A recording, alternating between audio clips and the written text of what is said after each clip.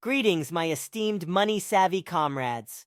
Today I embarked on a thrilling adventure through the FTSE, starting from the tippy top. Now, I know you folks are always hungry for tantalizing tidbits about those renowned stocks. So why don't we take a lightning-fast dive into them today?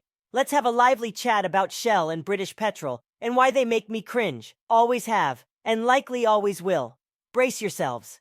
Now, let's glance at Shell's long-term trend, when the world was buzzing with excitement. Would you believe it? The stock sluggishly crawled up a measly 5% over a span of 2 decades. Yeah, they toss a bone with some dividends, but it's nothing to write home about. As an investor, you could have danced circles around that performance. Me?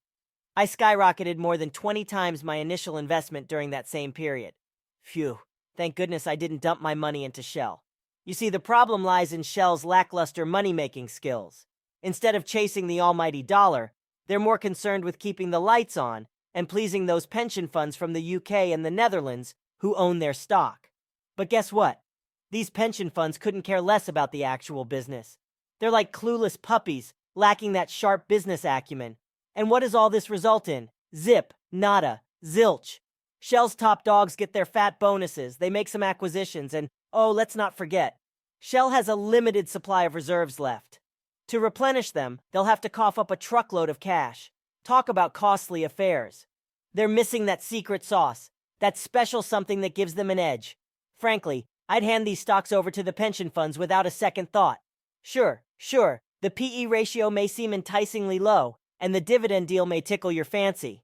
Maybe you can make a quick buck by jumping in when it's low and hopping out when it skyrockets. But trust me, there were far juicier business opportunities out there, like the ones our good old pal Warren Buffett snagged with Occidental and whatnot. The management at Shell just doesn't float my boat.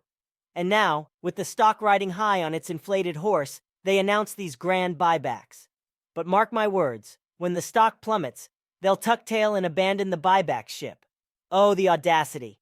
Yes, they have cash flows right now, but they're utterly clueless when it comes to putting that money to good use. They should sprinkle some of it in the form of dividends, igniting a fire under the stock's bottom.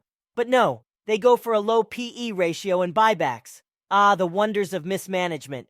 Speaking of wonders, I'd love nothing more than to leave these shenanigans to the pension funds.